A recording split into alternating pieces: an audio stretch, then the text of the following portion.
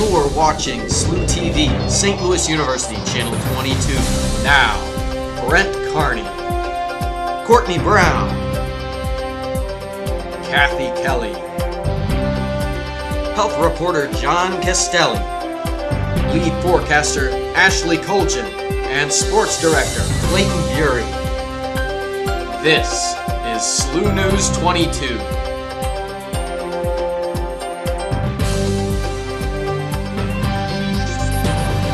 Hey SLU, I'm Brent Carney. And I'm Courtney Brown. We know it's been a while, but look, we've got a new crib. We are now located on the second floor of the BSC, right above SLU. And it's been pretty hectic moving, but no rest for the weary. We're back. So tonight we're going to catch you up on the latest speakers to stop by SLU, and she kicked the Pikes off campus. We'll introduce you to her and let you know if your fraternity or sorority will be the next one to go. But first, tonight's top story. The return of squirrels and the hum of lawnmowers certainly signal one thing on campus: spring has sprung. The warm weather also signals a time for you to begin to lock down your job for the summer. Now, whether you're a senior trying to make a splash in the real world or an underclassman trying to grab that coveted internship to boost the resume, listen up, because your next potential employer may know more about you than you could ever imagine, and that could wind up costing you the job. Reporter Candice Naranjo has the story. Social networking, Facebook, MySpace, Hi-Fi, most students use these networks to keep in touch with friends, post pictures, and write blogs. But it's all just as harmless as it seems. Chuck Salmon, the assistant director at Career Services, warns these websites might affect your future. Recruiters are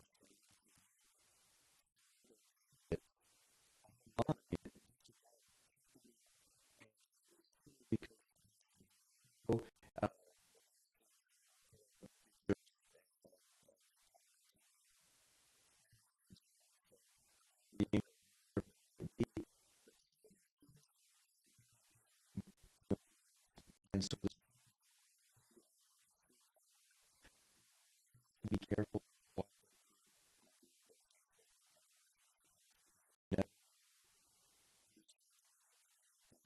Not lawyers, but they're starting to. Before you click that number and engage in social networking, if you're taking an inappropriate picture, option start for more subtle pictures, like your puppy. For SLU News 22, I'm Candice Naranjo. Thanks for the heads up, Candice. Certainly valuable information for all of us. Now remember, there are privacy settings on most of those websites, but they don't keep everybody out, so be careful. The SLU Greek community received a shocking blow earlier in the year when the Pi Kappa Alpha fraternity was thrown off campus. A whirlwind of rumors about the safety of other fraternities and sororities and the state of the Greek community on campus immediately followed. Brent Carney sat down with Sarah Clucker from the Office of Student Conduct to get her side of the story on the Pikes and the future of the fraternity and sorority life at SLU. These doors used to open to the chapter room of Pi Kappa Alpha fraternity. Now this room is empty. It's been a very troublesome year for members of fraternities and sororities this year, with many organizations being penalized by the school and one fraternity actually being kicked off campus for 5 years. Members of the Greek community, many of whom live here in DeMatteis Hall, wonder if this new crackdown is a sign of things to come. The school administration, on the other hand, maintains this is not the case. Head Conduct Officer Sarah Clucker maintains that the school supports Greek organizations and that systems should have no fear of a witch hunt. I can't say enough about how great it is to be Greek and how that is such a valuable tool for a student as far as developing you into a person and a leader and networking you with other alumni, and it's just, I can't say enough about it. And so absolutely not, that is not something that anybody on this campus wants to see happen. It was Clucker who kicked the Pike fraternity out of DMAT and off campus. She maintains that this was never her wish. I empathize with the Pikes, and I empathize with what that's like to be in that organization and all of a sudden have it pulled out from under you. And I know that must be really hard, but that's certainly not what I wanted to see happen, and that's not what any administrator here wants. It makes me very sad that the organization did what they did and that this is the result that we had to, or that they ultimately received. For SLU News 22, I'm Brent Carney.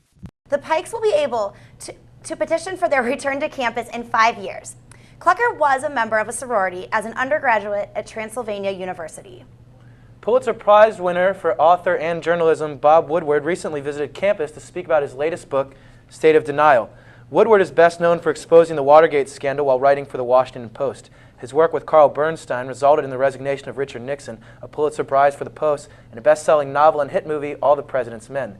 A standing-room-only crowd listened to Woodward speak on the State of Denial, his third book dedicated to the Bush administration's treatment of the war in Iraq. The event was co-sponsored by the College Democrats, the College Republicans, and the Great Issues Committee. SLU welcomed Robert Egger, the founder of the Campus Kitchens Project, as the keynote speaker for this year's Homelessness Awareness Week. Last Tuesday at Tegler Auditorium, Robert Egger, the founder and president of the Campus Kitchens Project, came to speak at SLU for Homeless Awareness Week. Egger spoke on the importance of our campus kitchen here at SLU and at every university. His lecture, Using Punk Rock and Leftover Food to Change the World, focused on issues of hunger, homelessness, and the future of the nonprofit world. His message was meant to inspire students to go beyond typical community service and further to inspire true social change. As a volunteer, I'd rather be involved in a program that not only fed men and women who were hungry, but also helped them get out of this situation. And it was one of those things where I think many of the students probably go through the same thing, where no one would change the system, so it's like, well, if you won't, then I will. And that's how the kitchen was born. Egger has been named an Oprah Angel, a Point of Light, and is author of Begging for Change, the dollars and cents of making nonprofits responsive, efficient, and rewarding for all. The Campus Kitchen at St. Louis University was the first campus kitchen program at any university, and it continues to thrive today, serving over 1,750 meals. For more information about the Campus Kitchen at SLU, call 314-977-3881.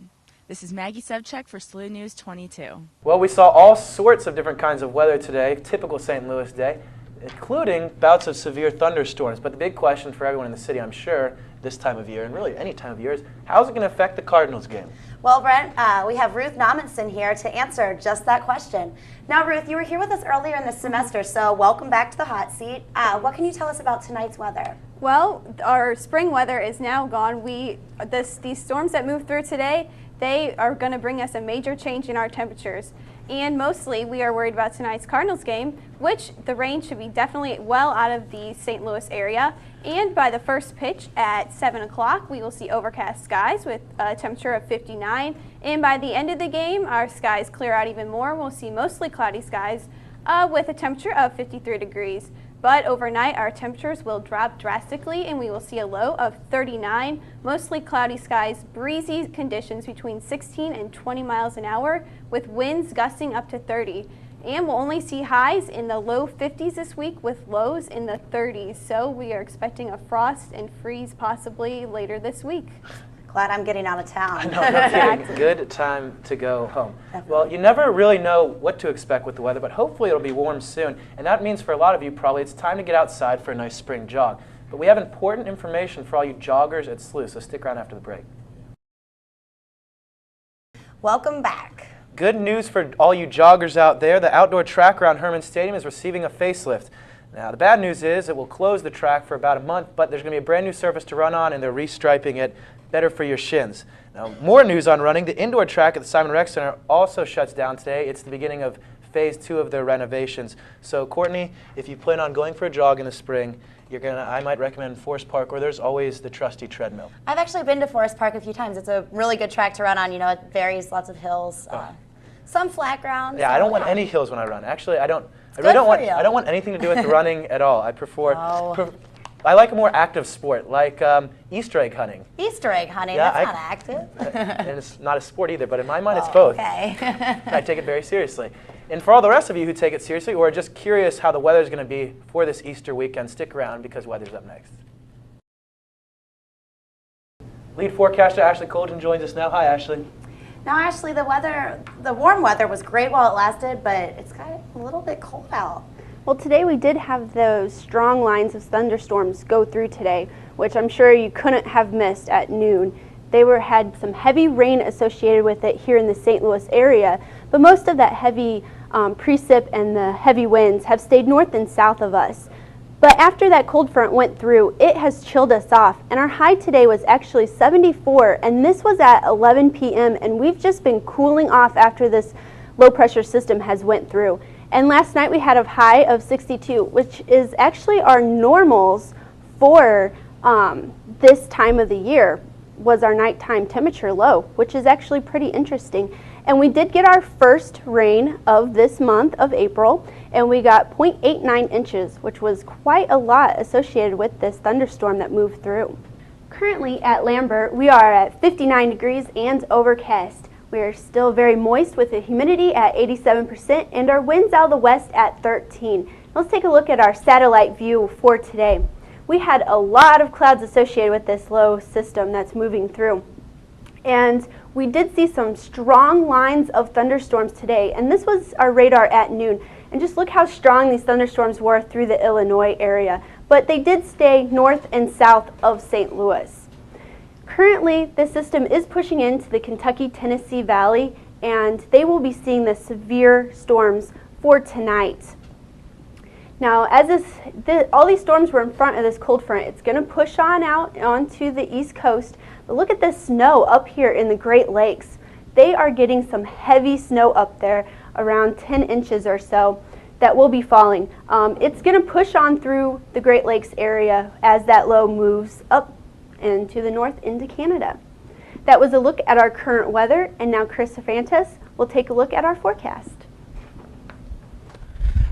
Right now that cold front is in central Missouri, as Ashley was saying, but by tomorrow you can see that it's going to be well off to our east. This low pressure center is going to be up in the Great Lakes area, and as Ashley was saying, that heavy snow is going to continue. As we see on the precipitation forecast, there's a lot of rain into the Kentucky and Tennessee areas that's associated with the severe storms, and then the wraparound moisture is coming behind. They're going to be seeing up to 10 inches of snow in the Great Lakes area. And our forecast temperatures for tonight, 39 degrees here. You can see some colder temperatures off to our west. These are going to be moving in for the weekend, more towards Easter and Saturday. And then for the forecast highs for tomorrow, 50 here in St. Louis, pretty much just 50s all throughout the state of Missouri, 40s up to our north, 60s down to the south in Arkansas. Your forecast for tonight, 39 degrees under mostly cloudy skies. Again, it's going to remain breezy all night long, that wind at 16 to 20 miles per hour. And looking ahead to the 5-day forecast for Wednesday, it's going to remain clear and breezy, a high of 50. For Thursday, it's going to be 52 degrees under partly cloudy skies. For Friday, it's going to cloud a little bit more, 48. And then for the weekend, it's going to remain kind of cool and then no rain or anything, partly cloudy skies for Easter. Thank you. Yeah, thanks for joining us tonight, Chris. No problem. Chris, sometime you need to get here at the beginning so you can have more time to hang out with us. Now we're done with the weather. Definitely, I'll I try. didn't even get to know you. I'll try. Well, too bad it'll be cold this weekend, but at least the weather did cooperate for opening day. I know. I wish I had a ticket, but I didn't, and you might have missed it. Don't worry, though. Sports Director Clayton Bury has the highlights from opening day, as well as a look at college basketball's March Madness and the sports report right after this break.